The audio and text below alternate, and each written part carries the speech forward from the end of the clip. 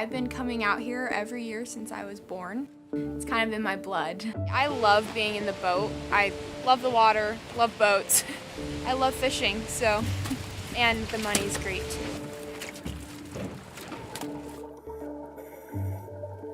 When temperatures get too high, they expel the algae that lives in their cell wall, and that's what gives them about 90% of their food intake. The algae photosynthesize, and then the coral uses that for food. When they bleach, they expel all of that algae, and that's why they're white, because the algae is what gives it the color.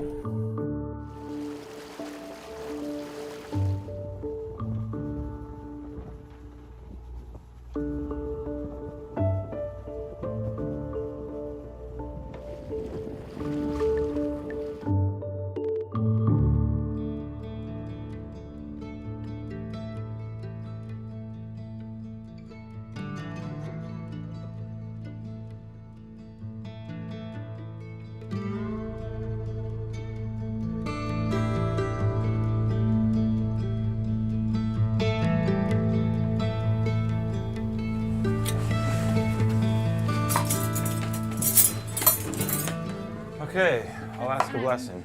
Thank you for this crew. Thanks, Lord, for the privilege it is to be involved in this fishery. And thank you for our healthy bodies. And thank you for each person around this table.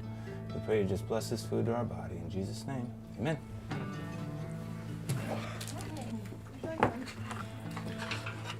Sleeping and eating are priorities when we're not fishing, for sure.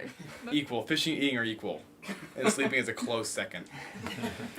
Everything revolves around the fishing and when we're out there fishing, so eating can wait, sleeping can wait. I noticed it in the boat, but then you like come in and just fall asleep on the table. She's like, well, I guess I am tired. They're eating breakfast and then their heads are on the table, snoring within seconds, yeah. I've been coming out here every year since I was born. I think I maybe missed one summer, so it's kind of in my blood. So I grew up playing here on the beach, and now I'm working for my dad. And yeah, paying my way through college with the money I earn in the summer. I'm super proud of her. Just at this point hasn't had to have take out a loan and have huge debt, and that's always a concern. This job is just so unique in that the fish come and they hit, and when there's a lot of them, you get paid a lot. And it's just such a unique experience, and sometimes you don't get paid a lot if there's not a lot of fish. I'm a little bit concerned about the youth of this generation and the fact that there can be a bit of an entitlement mentality. And I think this helps teach the value of work, the value of a dollar that's earned, and I think that's really important. I think some of that's getting lost today. Okay, let's get our gear on, shall we?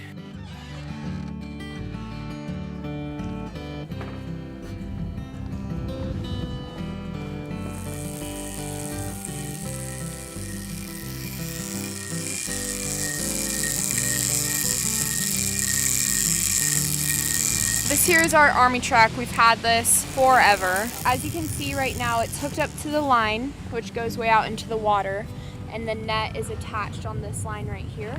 So as the tide comes in, we use the clamp and use the truck, and we can pull the net in with the tide. And it's really nice to keep the net close to the beach because a lot of fish run near the shore. So yeah, as the tide keeps coming in, we pull it in, and then as the tide goes out, then we can pull it out too and keep fishing for as many hours as we can get the boat underneath the net. Okay, you ready?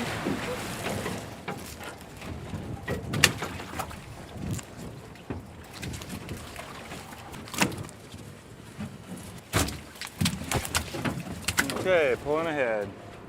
It takes a lot of practice. There's actually a lot of technique. This one, definitely very tangled. But it's okay. I ripped the face off. So. I saw that.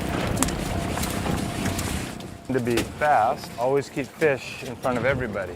We don't wait for somebody to get a fish out of the net. We bring that fish all the way to the stern so everybody has fish in front of them. We pick and deliver as fast as we can until we run out of water, right until the tide goes out too far. He taught me when I was really young, so I feel like every year I gain more skill. Yeah. Good job, you guys. 2.5 bags, that works.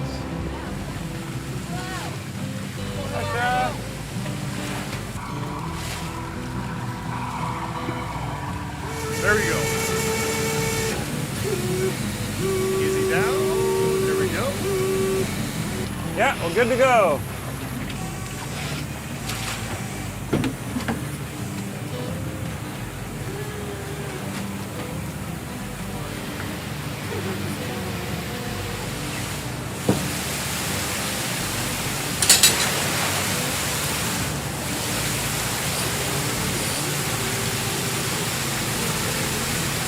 £1,382. Yeah, we'll take it. That was a good little pick. What is it, 3 years now? Yeah, I think Has so. it been? Is it 4 or 3? 3, I think. 3. It's only going to get better. We're going to spend a lifetime together. I'll pass away and then I'll hand it off to my kids. That's right. She'll be working with my kids. Right. Be great. Are we ready? We are good to go. Thank you, Jeff. Thanks, Sarah. See you soon. Bye, guys. I love being in the boat. I love the water, love boats. The hardest part is definitely the hours. It's pretty exhausting, but I love fishing, so it's all, and the money's great too, so it's a good aspect of it.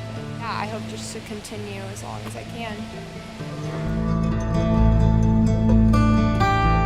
My name is Sharon Vandal. This is my husband, John Vandal. We're currently in South Naknek. This is our traditionally called fish camp, and it's where you spend your time during the summer while you're fishing. This area is unique in the fact that it has the volume that it has for this particular type of fish. It is the largest red salmon area in the world. We came down here early 80s when our kids were 6 years old and 4 years old. We've been married 50 years. And before we were married, we fished in Southeast Alaska. And it's something that John really loved. Get the hot dogs, they're inside. We're fortunate enough to have electricity and a telephone and a washer and dryer. Not everybody has that. So we feel very fortunate. 24. Yeah, our cribbage match. Dave stomping me pretty good. 11. This is a cabin that is very small, very tight, very compressed. We have 8 bunks. You can sit on the bed here. This little area here, at my age, is somewhat of a challenge to get into. And you don't want to get up too fast because these hang down. So John and I have hit our head a number of times, but you know what? That's just all part of what's going on here. But we have the things that we need. We have water that comes out of a tank. We've got a refrigerator here, a microwave, and we've got pork roast in there. 15, 2, 4, 6, 8, pair for 10, pair for 12. Oh.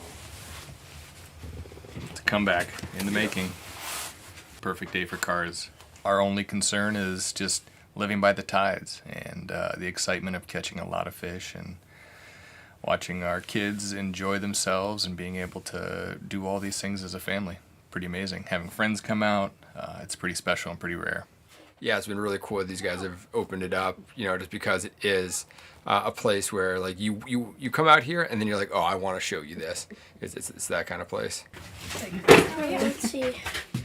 I'm trying to get some paper towels for the fire. For the fire, what are you doing? Oh, we're making s'mores. Oh, gotcha. It's gonna be fun. I might give one to you, okay? If you haven't been in a rural community, it's a little different than being in an urban community. If you're expecting Starbucks, there's not going to be one on the corner. You need to be very creative in how you do things. And you need to sort of understand that before coming here. This is our new addition this year. I don't know of too many people who have had an outhouse with warm water sink to wash your hands afterwards. Ta-da! And typically Alaskan. And it was cute, my second night here. I opened the door and there was a bear right outside here. Bristol Bay is known as one of the top producing wild salmon industries in the world, and it has always had a really good reputation.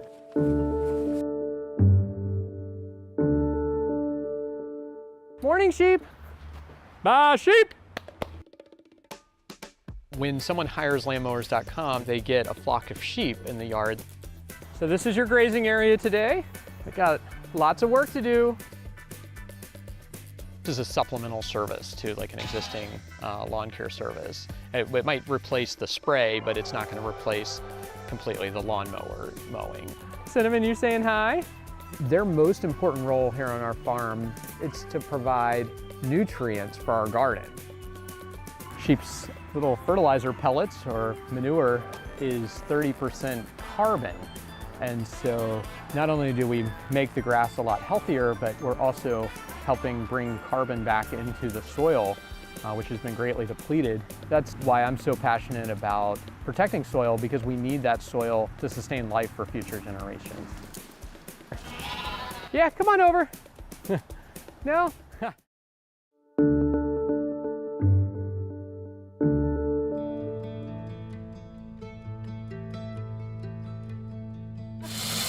And typically Alaskan. And it was cute, my second night here. I opened the door and there was a bear right outside here. You can leave the door open. You get an absolutely spectacular view.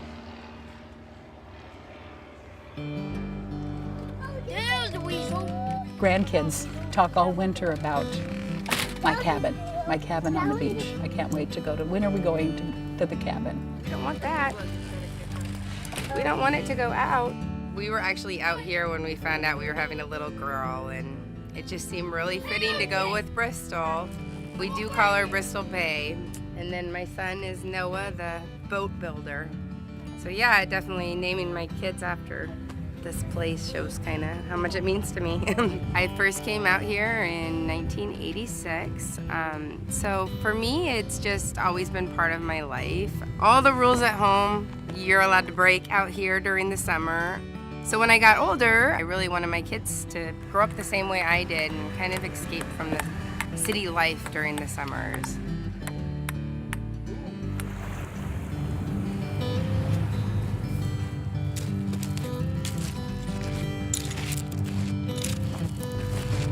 Time for us to go catch a fish. This fishing has gone on for hundreds of years by the native people who were here before. So we need to respect that. We needed to learn from them. And we wanted our children to also understand that, so that they understood what Alaska is really about.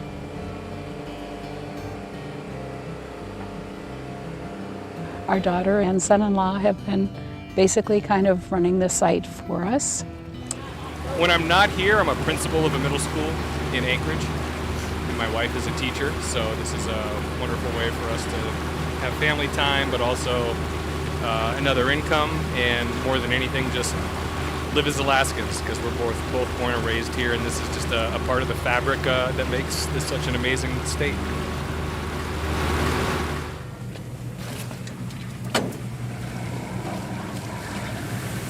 Sometimes these tender operators get a little wild with the crane. Oh! Otter pops. We're easily entertained out here. I'll give you a red one too.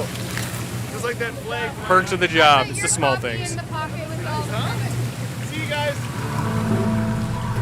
We're a Bristol Bay family. We all rely on each other and look out for each other, so it's just a neat community. As long as you enjoy it, get your fish, get some wind.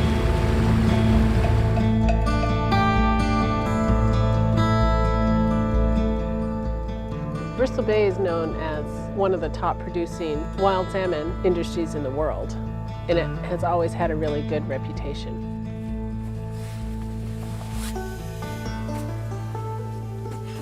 It's still morning. Did Allie wake up with a song in her heart? Not yet. We'll see what happens when we get on the water. I think she's a little girl. She'd sing the first thing in the morning. All the time.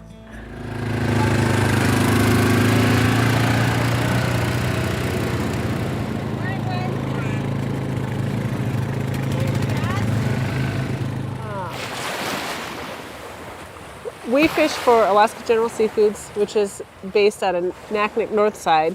When we're done picking our net, we'll drive over to the tender, and once we get to the tender, they'll offload it, weigh it, then they take it and they process it in the cannery. You know, from there it goes to, you know, whoever their buyers are. It's a beautiful day.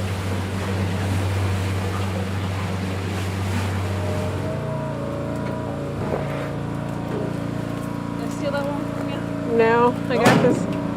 Oh, goodness, girl, hang on to it. What? Hang on to it.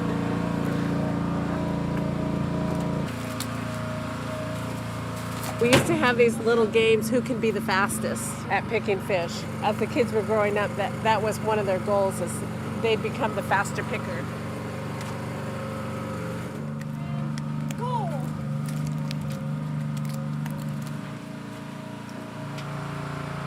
I do have a lot of fun out here. Usually my sister Gabby's here and we have a lot more fun on the boat, but she's home this summer. Usually we spend all summer together on the boat, hiking together, yeah. These kids have grown up, they know exactly what they need to do when they need to do it. You know, some kids will come out here, they'll be miserable, and I always just kept telling them, you know, you can do anything for 2 weeks. It doesn't have to just be fishing, but you know, when life gets hard and you want to quit, just think, in 2 weeks I could be done with this. And so that's kind of been my work philosophy with the kids, especially when they're in high school and, you know, they don't want to get out of bed. 4 o'clock in the morning is just not fun, you know. And I would just say, you know, we do this, you know, for part of the summer. The main part of the fishing season is 2 weeks. You can do anything for 2 weeks. It's 50 fathom, Mom. Need that arm exercise, Allie. They haven't always bought into it. You know, they've wanted to do something else, or, you know, go to softball games with friends, or, you know, just do summer things. But, you know, we've never had that. Because in life you do miss out. There's things in life you miss out on. And when they grow older, I think they've learned that, you know, there's some other kids who are missing out on a whole bunch more. Well, I think we already have half a bag.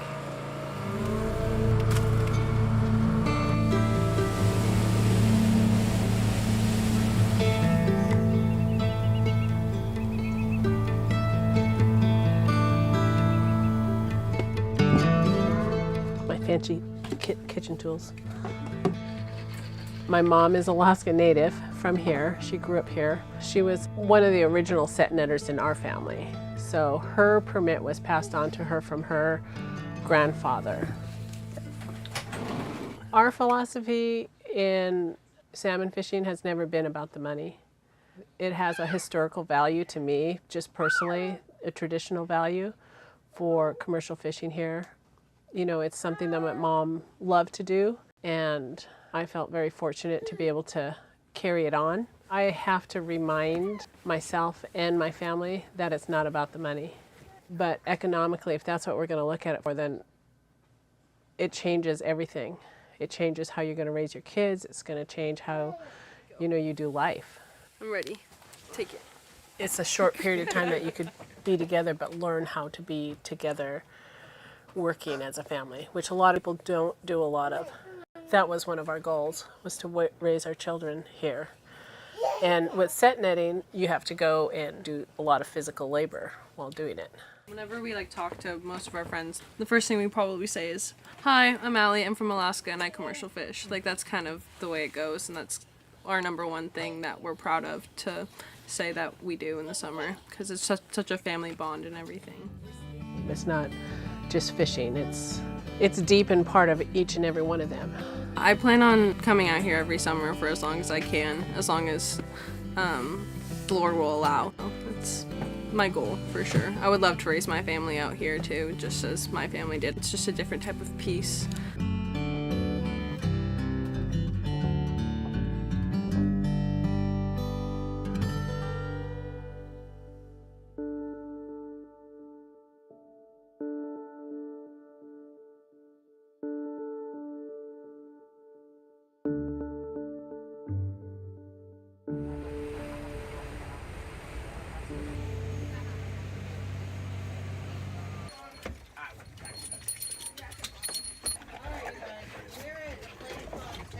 Hi, I'm Jennifer Pollum. I'm the Executive Director of the Ocean Conservation Foundation, as well as Director of Conservation at Rainbow Reef Dive Center here in Key Largo. We are just off the shore in Key Largo here, diving in the Florida Keys National Marine Sanctuary, and we're on Molasses Reef, which is one of the most beautiful and popular reefs in the Keys to dive. We've had unprecedentedly high temperatures down here this summer. We usually have high temperatures. We're in Florida, but it got really hot really quickly, really early here.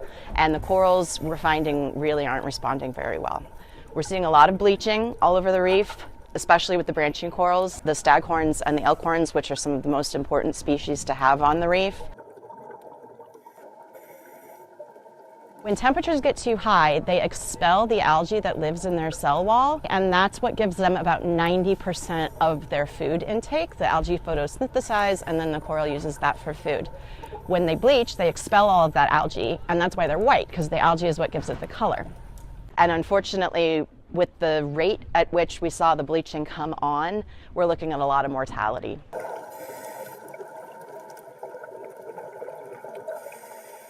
Corals in some way, shape, or form are older than dinosaurs. They're older than your favorite shark or crocodile. They're actually older than land plants. So in that 500 million years, they survived multiple natural cycles of warming and multiple natural cycles of cooling. And in that time, they evolved, they adapted, they acclimated to the environments, they shifted north and south around the world to form one of the most biodiverse ecosystems on this planet that we simply call coral reefs.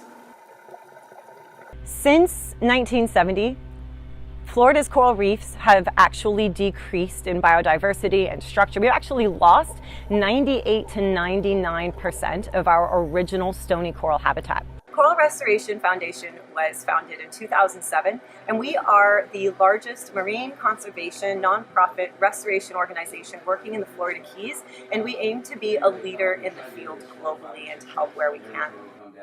Welcome to the Tavernier Nursery. This is the largest ocean-based nursery in the world, and it is the largest nursery that we have. It is home to 500 trees, which is about 30,000 corals at full capacity. There's nowhere else in the world that you can swim through a living forest of coral like you can in this nursery. There is just one of them. We have multiple nurseries. Together they hold 50,000 corals, and this is our biggest, making up 30,000 of them.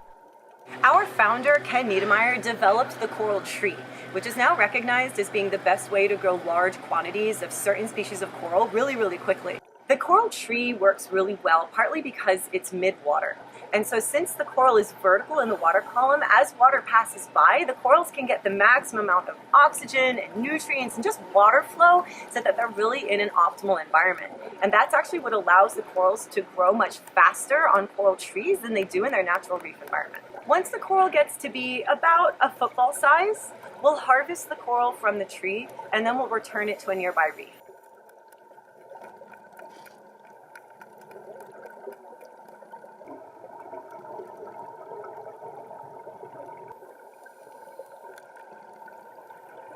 The heat was not a total surprise to us. We knew that because this was an El Nino event, and from predictions from government agencies, we knew that this was probably going to be a pretty hot summer. We partnered with land facilities to be able to bring corals out of the ocean, out of those in situ nurseries into these land-based facilities so that we could control the water temperatures.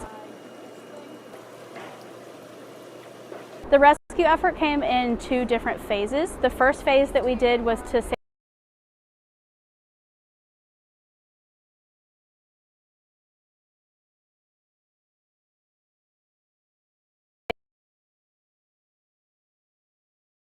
genetic diversity that we have. So we wanted to make sure that we had small samples of every single genotype that we have. That was done, we kind of went to stock management. We pulled out all the corals that were looking the best and healthy here so that we could safeguard that stock so that we could hopefully take them back after the summer heat event is over and continue to use them in the restoration process. Coral bleaching is actually a natural response from the coral to a warming or a sudden change in its environment. The problem is when that change is too extreme or it happens for too long. And so in this particular case, in 2023, we saw warming starting to happen a full month before the average summer temperatures peaked. And so now the corals had to work with these extreme temperatures that were unprecedented in our history, and that's why we're seeing bleaching at such a stronger threshold, because the temperatures are so much higher and for so much longer. The climate changes. It's time and time again throughout history we've had natural climate swings, but it happens slow enough for corals to be able to adapt and evolutionize to deal with that. But the fact of the matter is that the anthropogenic factors of climate change that are happening right now are causing the climate to change so rapidly and our waters to warm so quickly that it's too fast for corals and many of the mammals and animals that rely on coral reefs to be able to adapt to that and deal with it.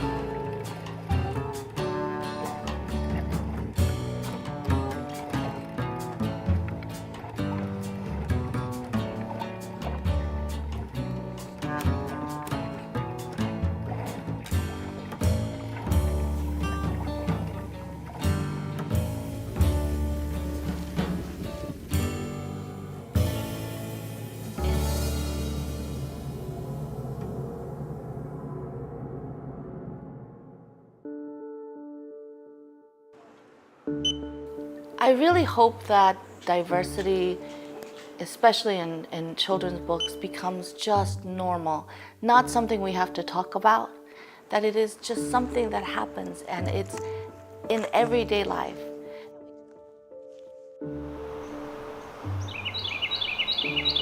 I was born in DC. I've always been sort of an outdoorsman. I've always liked the woods. One of the things I love about Ward 8 is that we have a lot of green space. But as I explored them, I saw that they were really marred by trash. I was looking for ways to kind of contribute my energy to improve the community. I'm Nathan Harrington, and I'm founder and executive director of Ward 8 Woods Conservancy.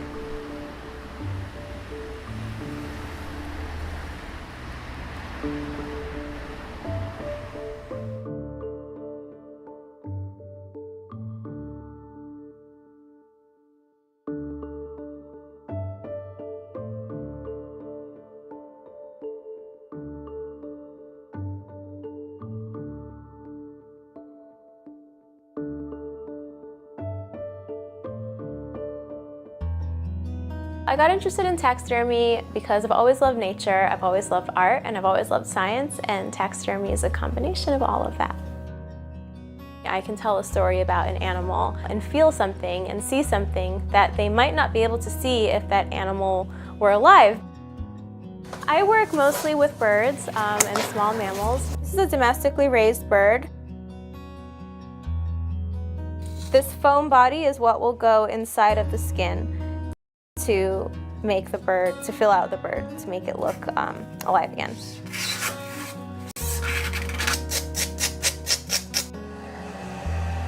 I think that people can have a moment of appreciation for that animal's beauty, and that will drive them to conserve nature. Because once you care about something, you want to conserve it. And I think that sort of summed up picture is the most wonderful thing about taxidermy.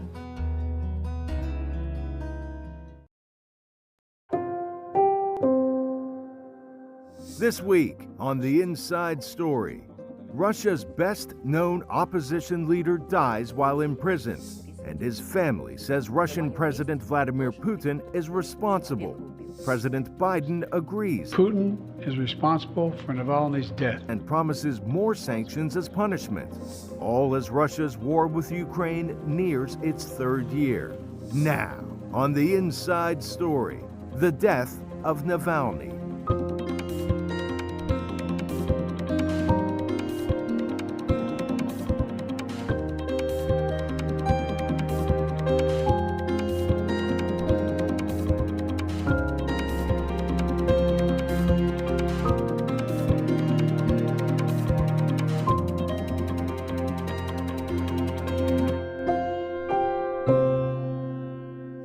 Welcome to The Inside Story. I'm Elizabeth Lee in Washington.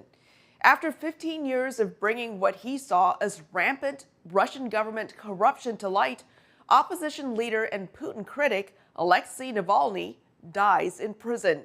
And in neighboring Ukraine, a grim anniversary as Kyiv prepares to mark the beginning of its third year of fighting back against a Russian invasion. All this on today's Inside Story. The United States blames Moscow for the death of Russian opposition figure Alexei Navalny in a snow-covered Russian prison. Navalny had been serving a lengthy sentence on charges that included extremism, which was widely seen as punishment for his years of criticism of Russian President Vladimir Putin. Navalny's influence extended beyond internal politics within Russia to America, where political parties are at odds about policies toward President Putin and aid to Ukraine. We begin with White House correspondent Anita Powell. These two men have entered the chat about the U.S. presidential election. The death of opposition figure Alexei Navalny in a Russian prison has sharpened U.S. political rhetoric around Russian President Vladimir Putin and his invasion of Ukraine, exposing a clear divide between President Joe Biden and his top challenger for the job, Donald Trump. Biden has been quick to lay blame and threaten stiff sanctions over Navalny's death in an Arctic penal colony, which Russian officials attribute to sudden death syndrome. The fact of the matter is, Putin is responsible. Whether he ordered it or not, he is responsible for the circumstances that put that man in. And he is a reflection of who he is. And it just cannot be tolerated. I said there would be a price to pay. The Kremlin said the allegation is unfounded and insolent, and authorities have denied Navalny's mother access to his body. Trump and his Republican Party have taken a different line, with Trump saying he would not support NATO as strongly as Biden has. And in a recent event with Fox News, he cast himself as a victim of political persecution, like Navalny. And it's a horrible thing, but it's happening in our country too. We are turning into a communist country in many ways, and if you look at it, I'm the leading candidate. I got indicted. I never heard of being indicted before.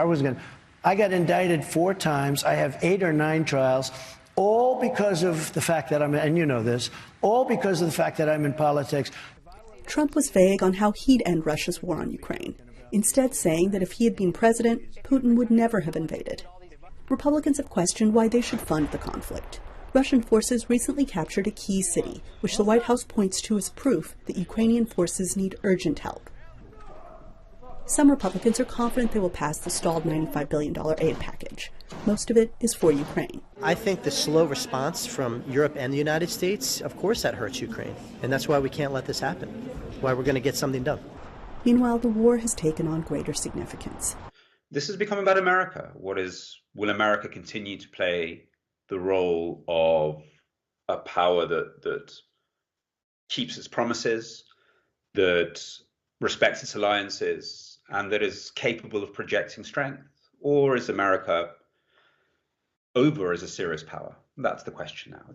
It's no longer about Russia or Ukraine. Moscow and Washington are nearly 5,000 miles apart. But as the U.S. hurtles toward November, their fates are more intertwined than ever. Anita Powell, VOA News, Washington. Russian authorities have been detaining people mourning the loss of Navalny. As the crackdown continues, world leaders and Navalny's loved ones are reacting to the opposition leader's death, laying blame on Putin. VOA's Arash Arbasadi has more. Across the world, demonstrators mourned dead Russian opposition leader Alexei Navalny. From the Russian embassy in Washington to the embassy in London, protesters carried signs denouncing Russian President Vladimir Putin. Putin is a murderer! Chanting Putin is a killer outside the Russian embassy in Berlin. They marched and lit candles outside the Eiffel Tower, with Barcelona protesters carrying signs simply reading, "Murderers." Throughout Russia, authorities detained mourners for laying flowers in Navalny's honor. Independent Russian media and human rights group OVD Info reported roughly 400 detentions at events across dozens of cities after news of Navalny's death broke late last week. Navalny had been a longtime critic, broadly of the Kremlin and specifically of Russian President Vladimir Putin. Russia resisted global calls to return Navalny's body, including from his widow and mother. Russia officially blames Navalny's death on an undisclosed illness at the Arctic penal colony where he was serving a 19-year sentence. His family isn't buying it. Vladimir Putin killed my husband, Alexei Navalny. Putin killed my children's father. Putin took away the most precious thing I ever had, the closest and most loved man. Navalny's widow, Yulia Navalnaya, says the 47-year-old was poisoned on Putin's order, a charge Kremlin spokesperson Dmitry Peskov dismissed as unfounded and insolent. His mother, placing flowers at a memorial for her son, called on the president to release Navalny's remains. The authorities don't give me his body, and they don't even tell me where it is. I'm turning to you, Vladimir Putin. Let me finally see my son. I require that Alexei's body be immediately given so that I can bury him humanely. The White House announced a major sanctions package against Russia to come by week's end as punishment for Navalny's death. While in Berlin, a spokesperson for the German Ministry of Foreign Affairs said the office summoned the Russian ambassador, citing inhumane prison conditions in Russia and the ongoing crackdowns of dissent. At a recent visit to Greek Parliament, European Parliament President Roberta Metsola opened with a message on Navalny. I want to right away pay tribute to democracy's fallen warrior, Alexei Navalny. First, they took his freedom, then they took his life. But his legacy and his struggle will live on in people in Russia and in all of us. And at the Cinema for Peace Gala in Berlin, anti-Putin activist and punk band Pussy Riot co-founder Nadia Tolokonikova said the fight for a different Russia must go on despite Navalny's death. And I know that if Navalny was here, he would want us to continue fighting, and he would want us to not give up. So I guess our role is to carry his torch and do whatever we can, every one of us, to bring the beautiful new Russia of the future into reality. It's a dream that Navalny gave us. At a recent meeting in Munich, foreign ministers from the Group of 7 leading industrialized nations observed a minute of silence in memory of Navalny. And as supporters left flowers and notes at memorials around the world, people in Moscow did the same, calling Navalny a hero who fought for freedom. Arash Arbasadi, VOA News. In a 2022 clip from the documentary named after him, Navalny predicted his own death, saying, "In case I'm killed, don't give up." It was Navalny's insistence on holding Russian government officials accountable that made him such an irritant to Putin's Russia. In 2015, Navalny presented a tangled web of allegations linking the sons of Russia's top prosecutor, Yuri Chaika, to a violent criminal gang who conducted business together. Chaika himself told Interfax that the allegations were a hatchet job, deliberately falsified, and has no basis in fact. In 2017, Navalny and his team revealed the sprawling mansion of former Russian Prime Minister Dmitry Medvedev. The property was alleged to be part of a real estate portfolio worth hundreds of millions of dollars. Navalny's investigation accused Medvedev of paying for the property using charitable funds to collect donations from oligarchs, and that one of the mansions was a gift from Russian oligarch Alistar Usmanov. Usmanov later sued Navalny for libel and won in a Moscow court. Navalny alleged that Russian Deputy Prime Minister Sergei Prihochko had spent time on a yacht with Russian billionaire Oleg Deripaska and vlogger Nastya Rybka. That trip on the mega yacht was in effect a bribe, according to Navalny. Deripaska denied the allegations and sued. Russia blocked Navalny's website after he refused a court order to remove information about the investigation. The final Anti-Corruption Foundation probe featuring Navalny's direct participation was released after his return to Russia and arrest. The probe alleged that an enormous $1.3 billion luxury mansion was constructed for Putin in a town on Russia's Black Sea coast. Navalny revealed building plans and digital illustrations of the palace's ornate interior and amenities, including an aqua disco and casino. Arkady Rutenberg, a close associate of Putin, later claimed to own the property. Navalny's investigations and the subsequent legal actions taken against him for publishing them resulted in a cumulative 19-year prison sentence he was serving when he died. When Russia invaded Ukraine, the Kremlin stepped up restrictions on independent reporting, imposing new laws on coverage and forcing news outlets to close. Wall Street Journal reporter Evan Gershkovich has been jailed in Russia for nearly a year. He is one of 2 American journalists held there. The other is Radio Free Europe, Radio Liberty editor Alsu Kurmashiva, who has been in custody since October. By the time you see or hear this, Russia's full-scale invasion of Ukraine may already be in its 3rd year, with the grim anniversary on February 24. Ukrainians say with intense fighting on the Eastern Front and daily shelling across the country, they are in dire need of global material and financial support. Meanwhile, the U.S. Congress is holding up much-needed aid. VOA's Eastern Europe Bureau Chief Miroslava Gangadze reports from Kyiv. Days before the 2nd anniversary of Russia's full-scale invasion, Ukraine decided to withdraw from Avdiivka, a city in the Donetsk region. In the U.S., the White House blamed the move on Congress's failure to provide additional aid, saying that Ukrainians continue to fight bravely, but they are running low on supplies. Ukrainian President Volodymyr Zelensky spoke to the Munich Security Conference on the day of the withdrawal. Do not ask Ukraine when the war will end. Ask yourself, why is Putin still able to continue it? Ukrainians in Kyiv are taking it hard and bracing for the prospect of a prolonged war. Kyiv Independent editor Olga Rudenko was at her desk when the Russian invasion began in February 2022, when her online publication was just months old.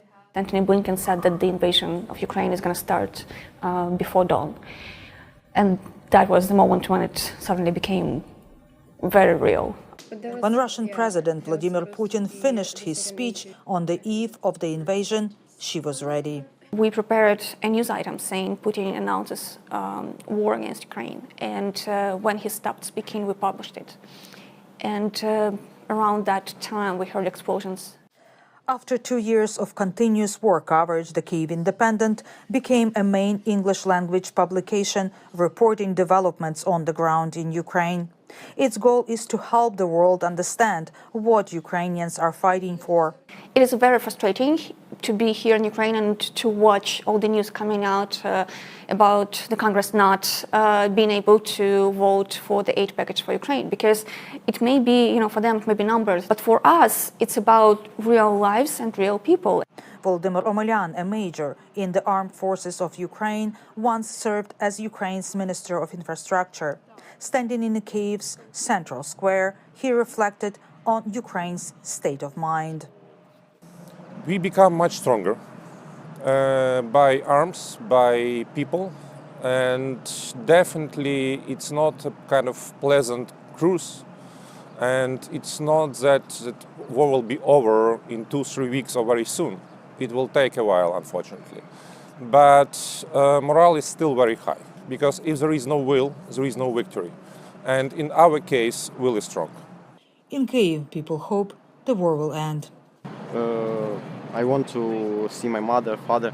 They are they are abroad. I'm here staying because I can't come to them. We're scary every day, every night.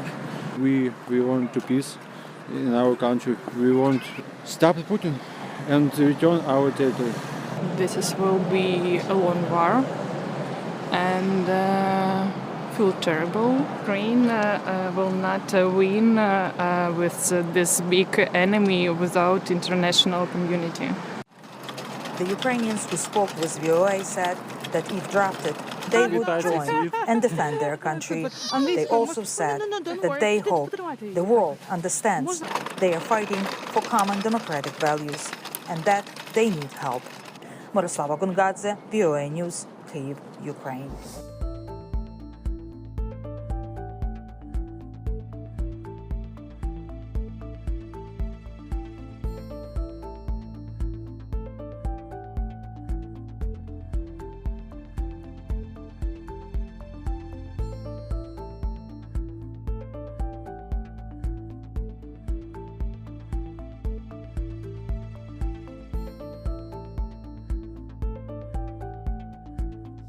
A new regulation in Russia would allow authorities to confiscate the property of Russians convicted of deliberately spreading what the Kremlin calls fake news about the country's armed forces.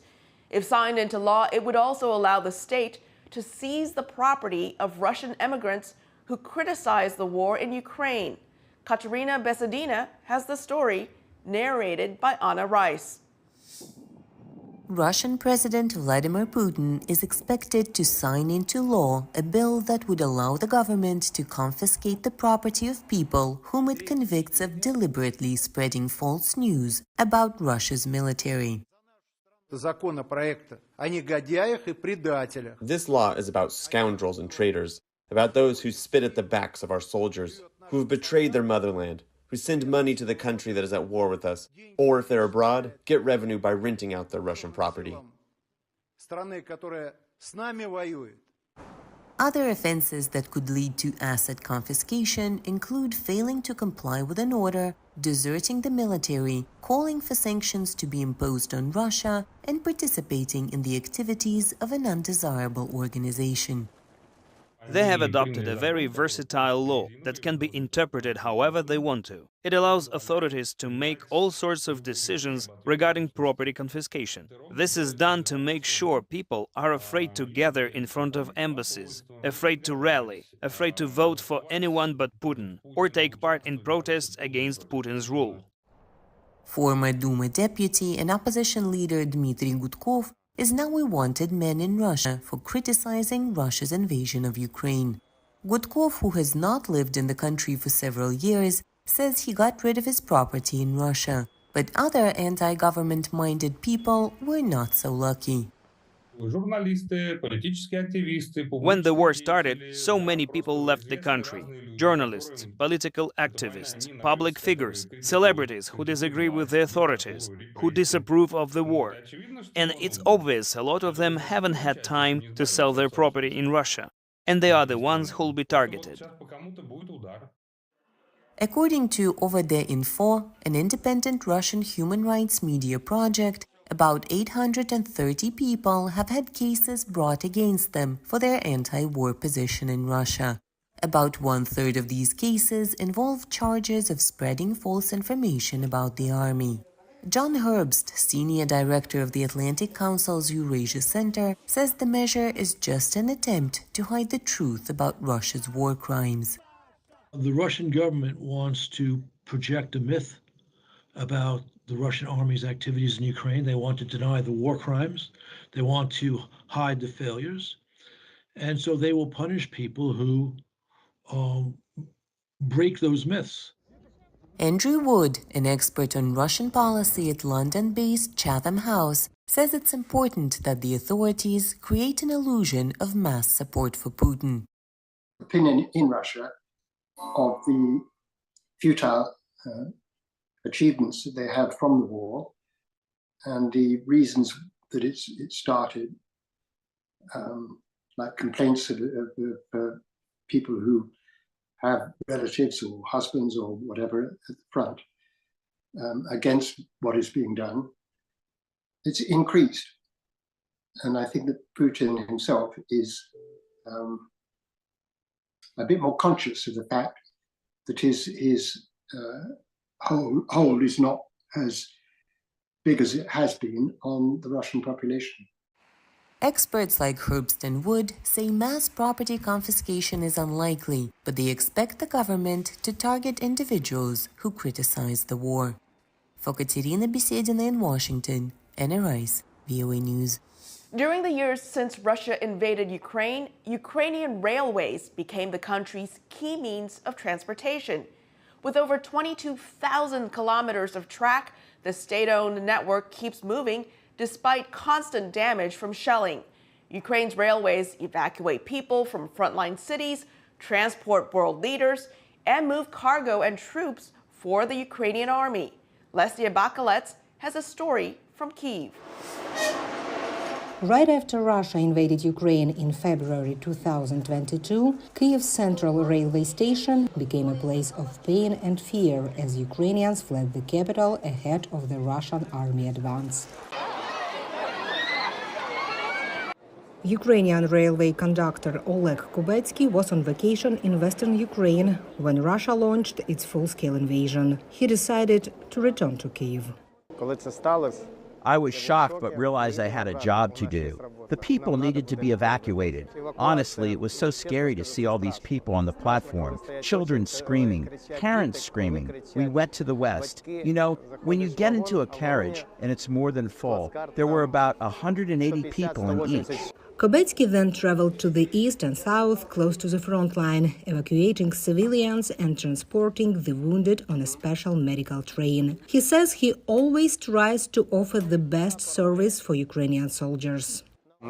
I try to make their trip as comfortable as possible. I can even cook for them right inside the carriage. My son is fighting. All my nephews are fighting, and I do what I can. Over the past 2 years, Ukrainian railways officials say they have evacuated at least 4 million people. Kubetsky, along with his fellow workers, never refused to go close to the front lines.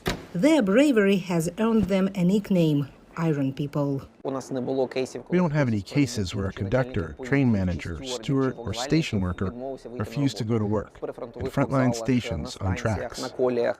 Since the war began, the Russian army has constantly shelled the railways. During that time, around 600 railway workers have been killed and more than 1,500 wounded, either on the job or as immobilized soldiers, according to the railway company. From the first day of the full-scale invasion, we have tried to deliver the message.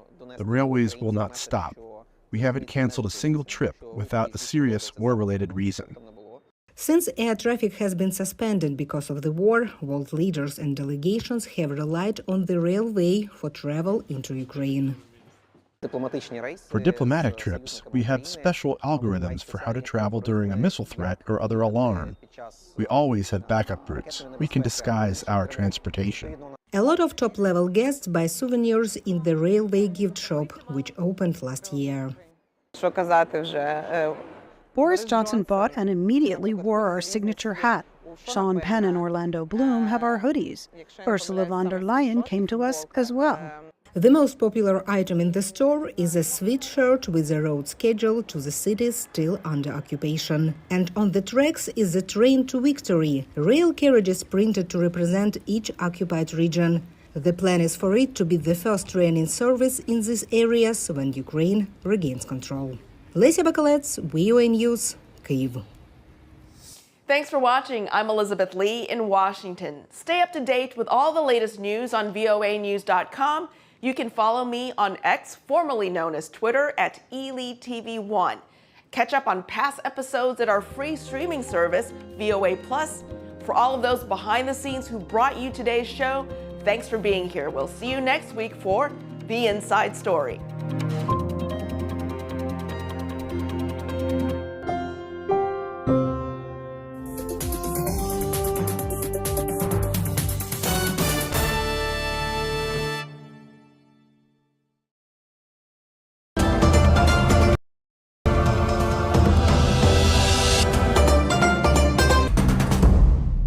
New Delhi's severe air pollution prompts some to leave India's capital city.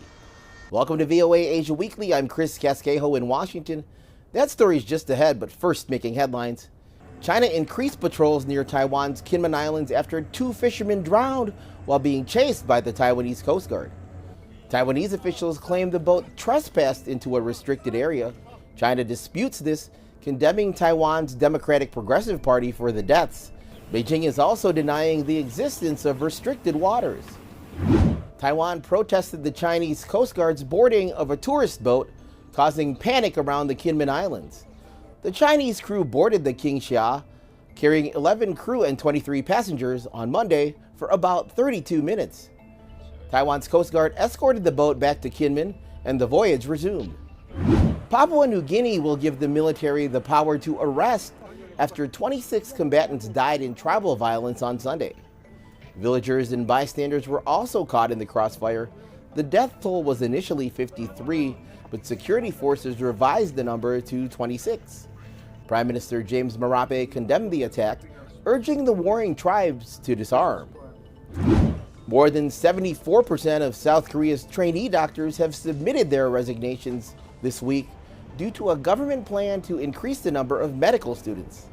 As of Wednesday, more than 9,200 trainee doctors had submitted their resignations, and about 8,000 had left their work sites, a health ministry official told reporters.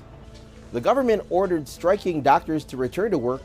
Penalties include up to 3 years in prison, a 30 million won or $22,000 fine, and the revocation of medical license. A protester died on Wednesday as Indian farmers resumed their march to the capital, rejecting the government's 5-year contract proposal for guaranteed prices on select crops. Despite the offer, protest leader Jagjit Singh Dalawal said farmers are demanding guaranteed prices for all their crops. Severe air pollution in India's capital city, which has failed to improve despite efforts, is prompting a small but growing number of people to leave New Delhi to escape the health hazards posed by dirty air. Many are relocating to the western coastal city of Goa, which has witnessed an influx of so-called pollution migrants. VOA's Anjana Pasricha has more. Prashant Kalra relocated from Delhi to the western coastal city Goa 5 years ago because the city's dirty air was making his then 3-year-old daughter sick. Our daughter couldn't breathe in Delhi NCR because she needed a nebulizer every night just to go to sleep. NCR refers to Delhi and surrounding districts. Kalra is among a small but growing number of people quitting that urban sprawl as 2-decade-long efforts fail to clean up the toxic smog that shrouds it every winter. Most are heading to Goa, a popular holiday destination that has become a magnet for so-called pollution migrants from Delhi. For this couple, the trigger for moving 2 years ago was their daughter's persistent cough. She got put on an inhaler and also the nebulizer. That is when I realized that it's the air. Delhi's pollution is caused by a mix of construction dust, vehicular emissions, and burning of crop residue. Doctors say every winter brings a steady stream of patients affected by the air quality. Exposure long time to high pollutants obviously affects everybody's health. The numbers leaving Delhi have accelerated since the COVID-19 pandemic, which gave the flexibility to work from different locations. When I moved to Goa, I didn't know anybody else, right? Now, in the span of 2 years, I know probably 20 people who moved here for the same reason. Moving out of Delhi is a choice available only to a few. But the trend underscores that cleaning up India's megacities will be one of the country's biggest challenges, as the government sets an ambitious goal of making India a developed nation by 2047.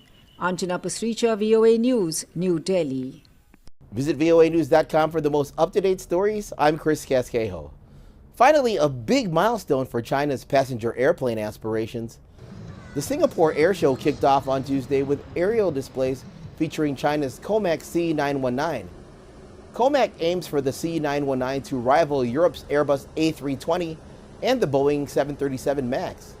It's the first time Singapore has opened the event to the public since 2020 due to the worldwide COVID pandemic. Thanks for watching VOA Asia Weekly.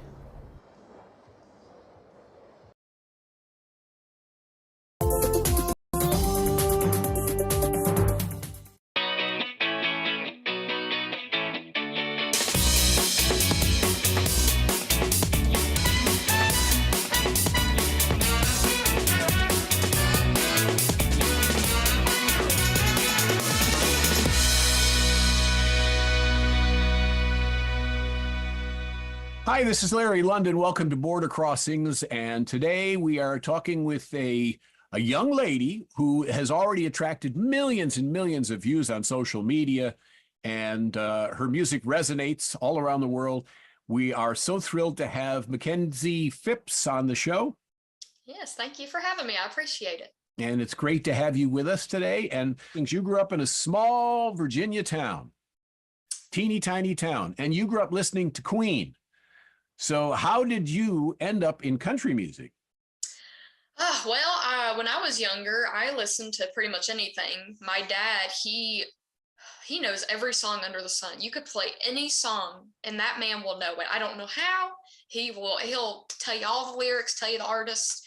So I was around a lot of musical influences. I absolutely loved listening to Queen. They are one of my favorite rock bands. I loved listening to the Eagles. I would go to other genres. Like I very much enjoyed listening to Amy Winehouse. That's more so on the blues element. I liked Norah Jones if we want jazz.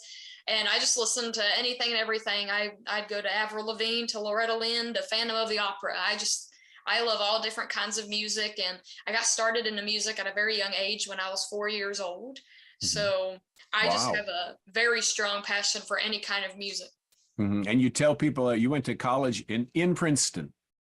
I went to college in Cedar Bluff, Virginia. Oh, Cedar Bluff. Yes. Where were you for Princeton? Because I read something that you were in Princeton. Oh, well, Princeton is actually in West Virginia. So where I grew up, I was on the Virginia-West Virginia line. So I lived in Bluefield, Virginia, but there is a Bluefield, West Virginia that people are more familiar with. They're like 5 minutes apart.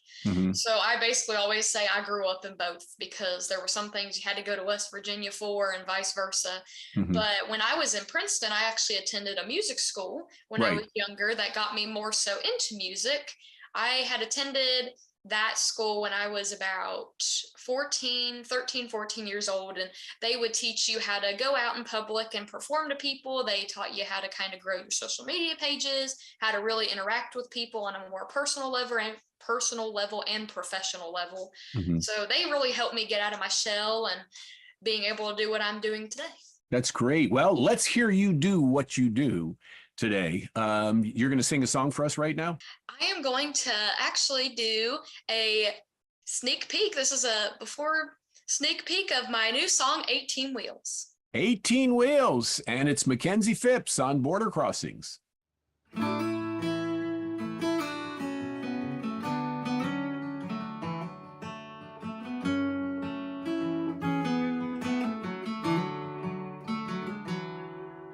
My daddy held our lives together on 18 wheels. For 18 years, countless miles from home. That old Mack truck that he would drive didn't have a radio, but that didn't stop him from singing country songs. And the day they laid him in the ground, you could hear a faint familiar sound, a jailbreak in the distance slowing down. When my daddy's wheels stopped turning, he was heaven bound. He lived a trucker's life in this old cold town. And when I hear the truck rolling, I knew it was my best friend, was the life he lived on 18 wheels.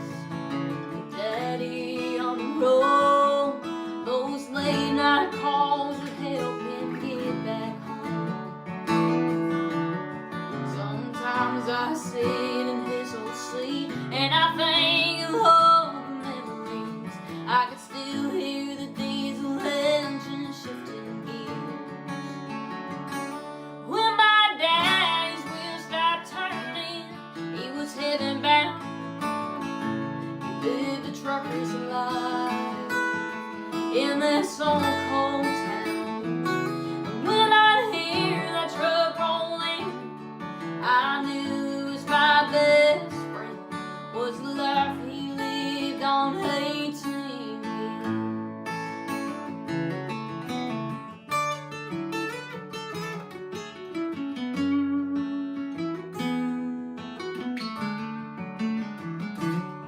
So the next time you're in a grocery store or staring out of your car door, just thank the Lord above for a trucker. When my daddy's wheels stopped turning, he was heaven bound.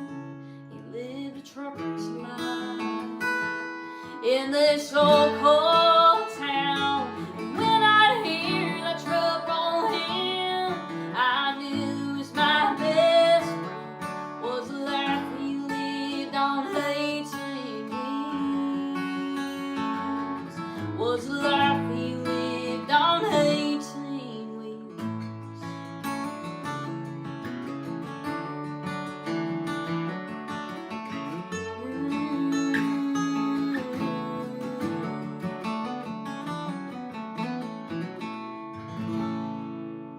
Border Crossings 18 Wheels, which is the brand new song, the brand new single from Mackenzie Phipps. Is this on an album or an EP? Where can people find this? Yes, so this song is my new current release, and this song will be added to my EP that I'll be wrapping up here in the next couple of months. And I just am so excited to see what people think. I think Shane Begley, my backup guitarist and singer, did a great job writing the song for all truckers out there in the world. Mm-hmm. Are you a fan of truckers? What's the connection of truckers? Is that where you were in Virginia? Is that big trucker towns? So where I was from in Virginia, we were a coal town. And it's not much of a coal town anymore, especially in Bluefield, but we had so many different smaller towns around Bluefield, and there's coal miners and there's coal trucks and all that. And my mom had actually told me some of my relatives were truck drivers. But when Shane had wrote that song, he wrote it for me to sing at the 50th Mid-America Trucking Show anniversary that was held in Louisville, Kentucky, going on 3 years ago. And I just love the song so much because I feel like it's one of those tear-jerking songs. It has a very emotional story, and even individuals out there that may not have people in their lives that are truck drivers should still take a listen to the song and really get to realize just how important truck drivers are in our world today, because without them, we would not have anything. Where else do you get inspiration for songs? What other things inspire you? I mean, you say you write about life around you as you observe it and things you experience and live yourself. So where does this inspiration come from? It honestly just depends, because I have been dabbling more into songwriting since I have moved to Nashville. And I've actually started getting more so into writing songs that are not personal based, just if they come to me out of nowhere. But I started writing songs when I was 14, and the first song I ever wrote was about a guy that had broke my heart. So I wrote a song about that. And then I had wrote a song, actually the one song I'm the most proud of writing, and I have big plans for it, hopefully this year, is I wrote it about my mama, which is the one that got me into singing when I was 4 years old. And I wrote it about her having Alzheimer's, because that was a very difficult thing for me to deal with. She is still here. She's still got the mind rolling. She still knows me, my family. Short term is basically out the window, but she is still there. It is still her. It's just there's some aspects that are not her. Right. So I wrote that song not only for myself to cope with the situation, but when I release it, I want everybody that's in the same situation or shoes that I'm in to be able to relate to it as well. Can you tell us what the name of the EP is? I have not yet decided that yet. What are your top 3 choices? Oh, I don't even know. This will actually be the very first EP that I will have ever released. So I'm going to have to get with my team and really come up with something that people will remember. How about Mackenzie Phipps? There you That go. might work. First person to give me an idea. There it is. First idea. Simple. Mackenzie Phipps is our guest today here on Border Crossing, singer and songwriter. She's got a double trouble. She can do them both and do them both very well. And she talked about broken hearts. I know that's the one thing you got to be careful of if you date a songwriter is you might end up the subject of a song. Right. You mentioned Taylor Swift, and she's known for writing songs about past relationships. So what can you tell me, what the plans are for a tour in the next year? Yes. So for 2024, I have been working so hard because when I moved to Nashville back in June, I had shows up until the end of May back home in Virginia. And then when I moved in June, I really didn't have many shows in the Nashville area because a lot of venues had already booked out their entire calendar for the year. So I struggled a lot with trying to figure out shows down here. But when October through December hit, I was going left and right, just contacting all of these places and calling them, emailing them, texting them, doing everything that I possibly could. And right now, I believe I have close to 90 shows for 2024. That's fantastic. That's great. Mackenzie Phipps, what's the next song you're going to do for us? The next song I'm going to be doing is actually the second single that I released when I came to Nashville and recorded. And this one is called A Little of Both. A Little of Both. Here's Mackenzie Phipps on Border Crossings.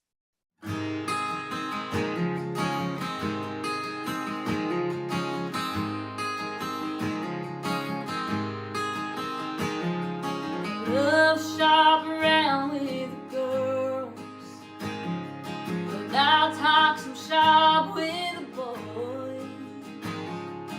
So if you ask me if I'm wine or whiskey, I'll have a little of both.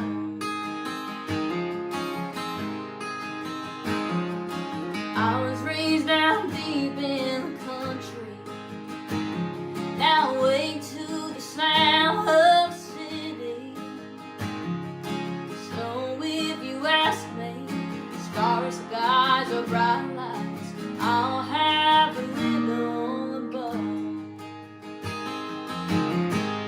I roll with the punches, it gets me where I'm going.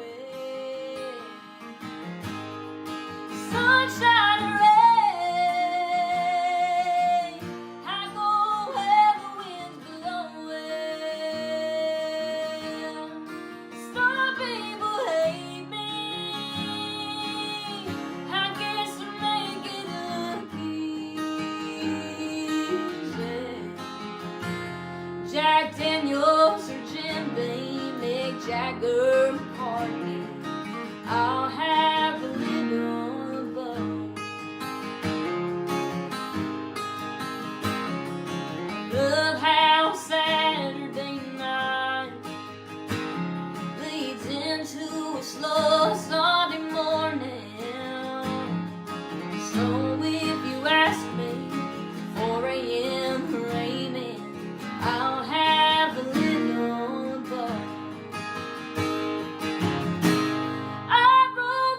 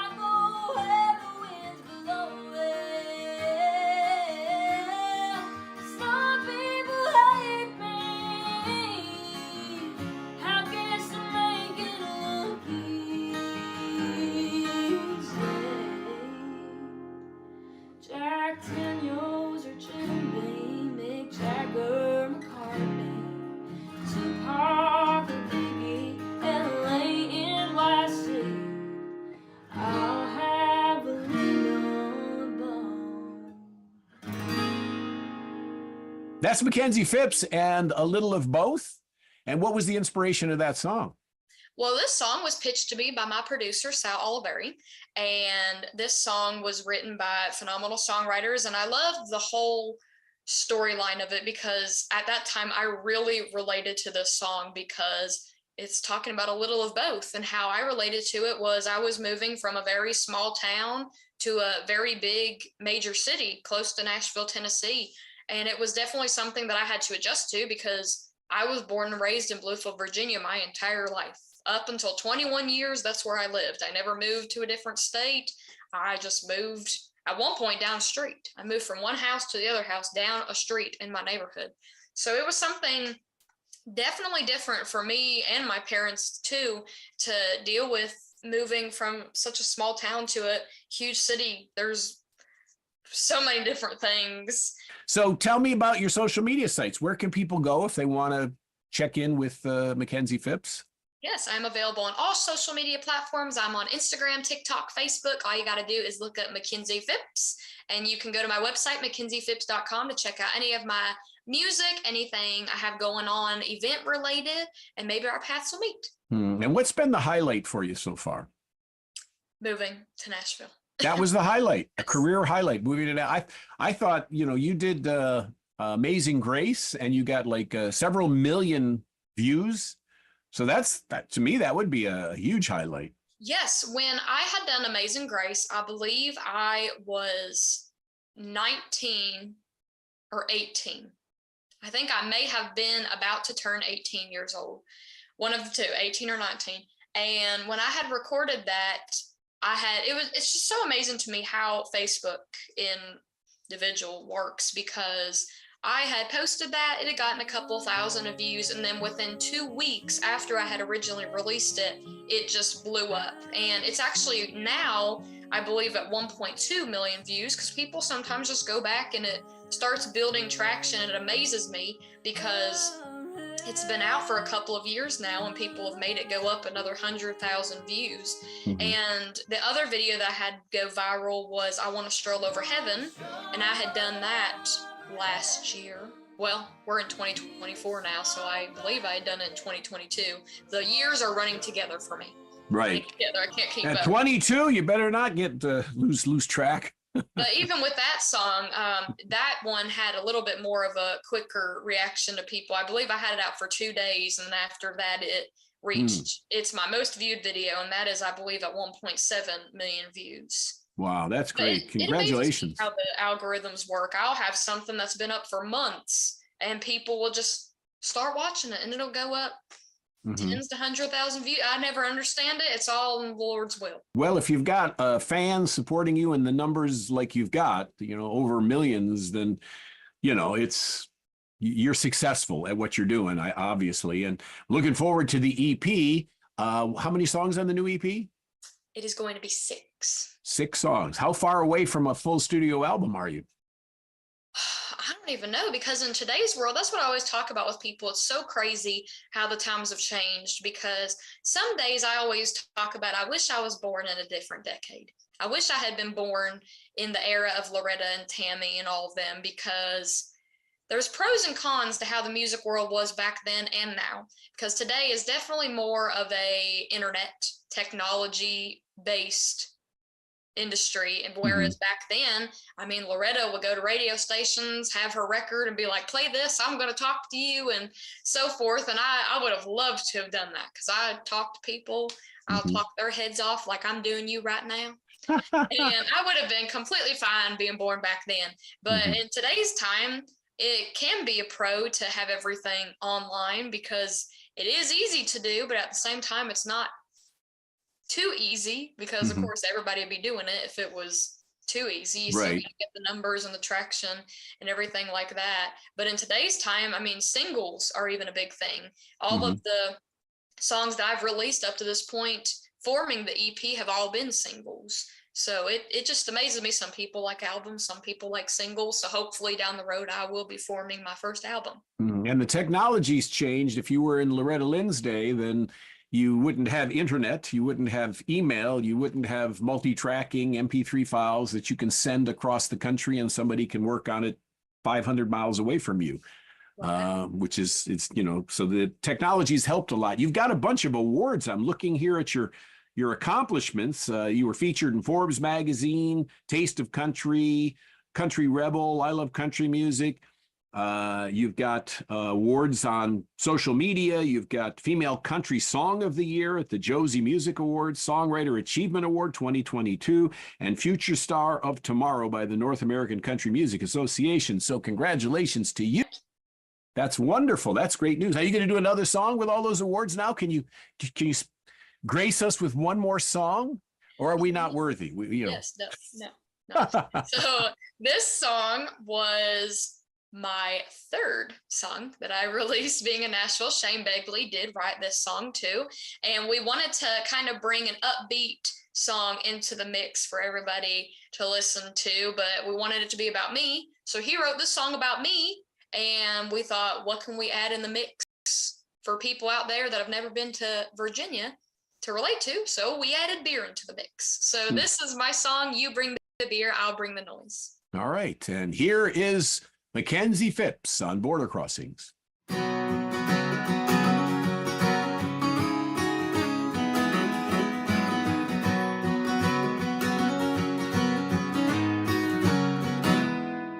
From a place in the mountains of Virginia that I call home,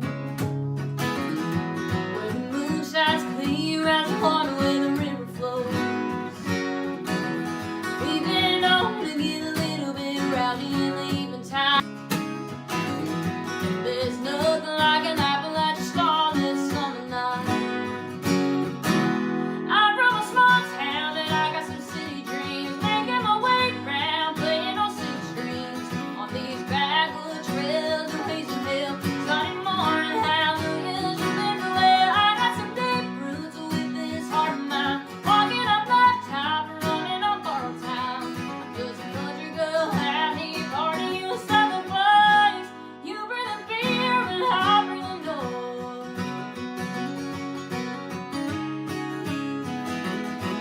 Got fighting out tailgates and wrapping full of football games. Out on every corner, everyone knows your name. And the roads out you get you lost and turn around. Back deep in the heart, there is one place that I'll be found. I'm from a small town and I got some city dreams, making my way round, playing on six strings on these backwoods trails and racing hell. Sunday morning, hallelujahs are everywhere. I got some deep roots with this heart of mine, walking on blacktop, running on borrowed time. Just a country girl, happy party, you southern place. You bring the beer and I bring the noise.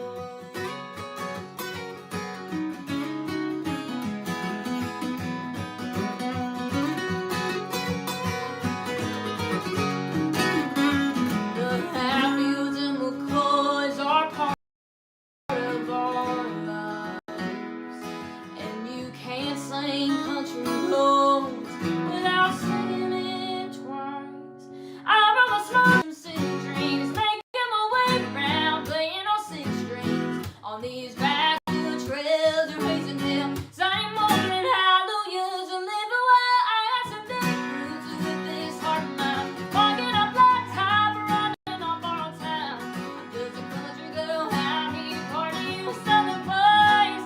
You bring the beer and I bring the noise.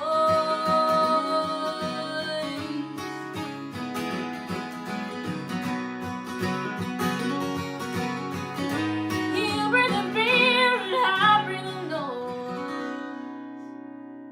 Well, you bring the beer, she'll bring the noise.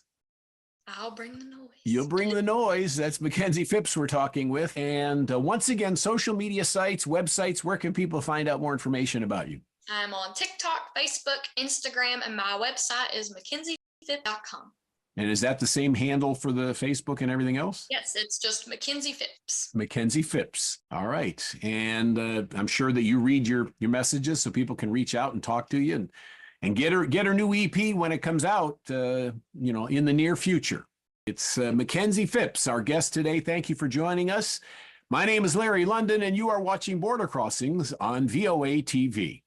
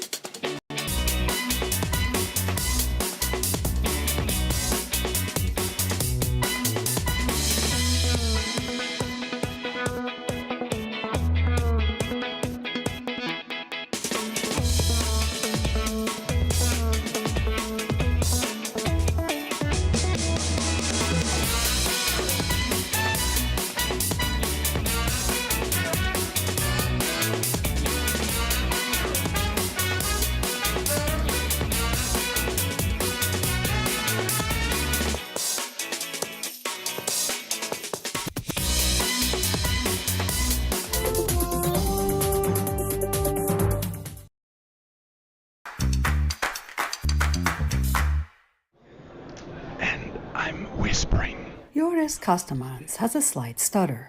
I'm a light stutterer.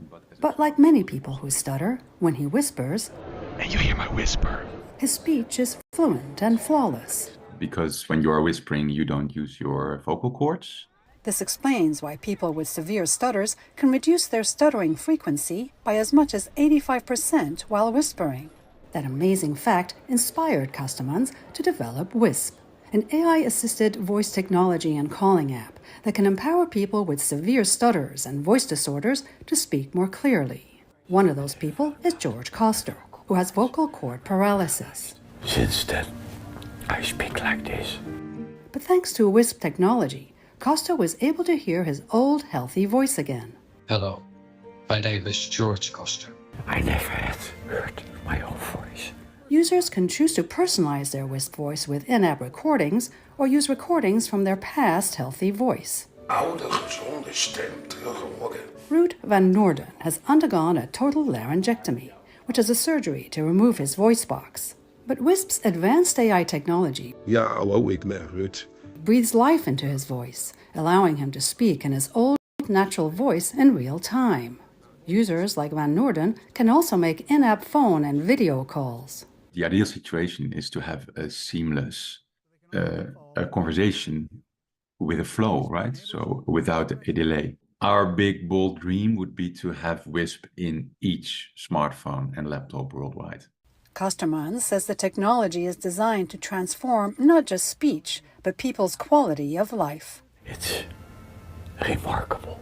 Julie Tabo, VOA News.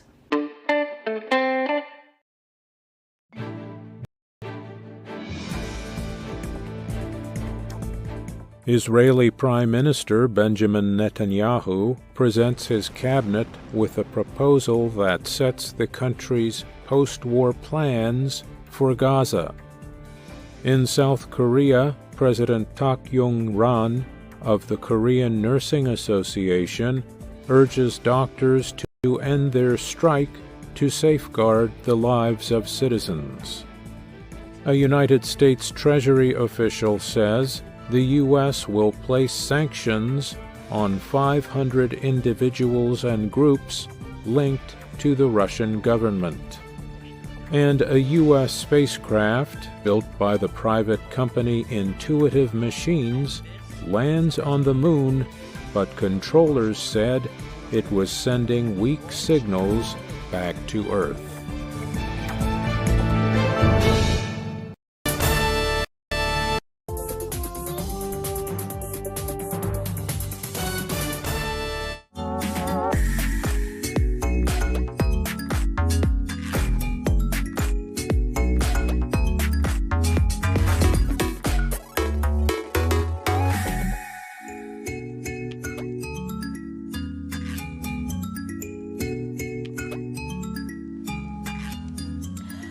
Women played a crucial role in the Sudanese revolution that eventually ousted President Omar al-Bashir. Women are also instrumental in the establishment of a new country, South Sudan.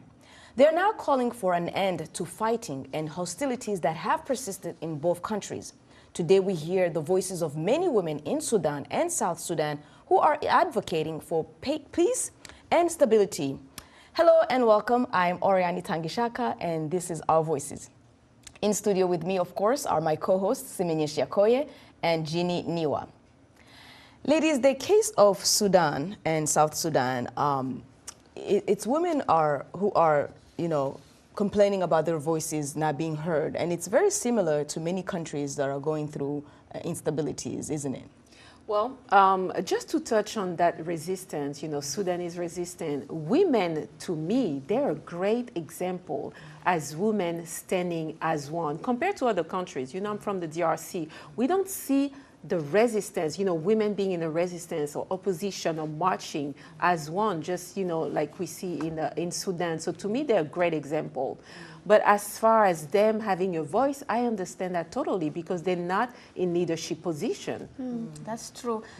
I agree with you. Like, these women have been, key in these revolutions, and they had an important role in shaping some of the historic events both in Sudan and South Sudan. However, in my view, once these revolutions are done, like any other civil societies, women are also pushed out. They are the ones organizing rallies, protests, demanding justice. But when it comes to, formal peace negotiations or government formations, we don't see them. But, any economic development or social development or sustainable peace cannot be attained excluding women. In fact, I think it would reverse even any progress made. Right. Oh, yeah. I mean, what we're talking about is that sometimes we see systematic repression of women in the negotiation at the decision-making table. And that's what we're talking about today. How can their voices be heard so that they can contribute to the changes in their countries? Well, let's look briefly at histories of these two nations, once one country called Sudan until 2011.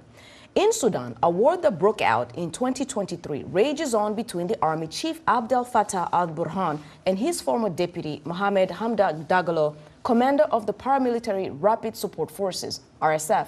Thousands have been killed, including between 10,000 and 15,000 people in a single city in the western Darfur region. The UN says that this conflict has already displaced more than 9 million people. In South Sudan now, according to the Times News article, despite the new nation being born in January of 2011, after 22 years of resistance against Khartoum, conflict caused by ethno-political wrangling and competition amongst the elite over access to power and financial resources have persisted. On today's program, we will hear what women in both countries have been experiencing and what solutions they propose. Yes, that's right. Now let's begin in Sudan, where women of various backgrounds recently gathered in Nairobi to discuss the brutal war that has ravaged their country for the past 10 months.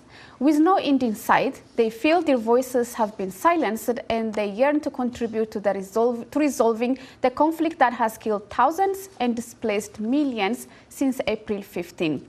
VOA Nairobi Bureau Chief Mariama Diallo was there and has this report. Women in Sudan were a big part of a revolution that helped end 3 decades of autocratic rule by former Sudanese President Omar al-Bashir. Their push for a transition to a civilian government was cut short when war broke out 7 months ago between the Sudanese army and the Rapid Support Forces paramilitary unit. Thousands are dead, millions are displaced, and there is no end in sight. Since April 15, voices of civilians and voices of women has been completely, I would say, sabotaged. We didn't have a space to tell our story or to speak about our suffering. Hala Al-Karib is with the Strategic Initiative for Women in the Horn of Africa.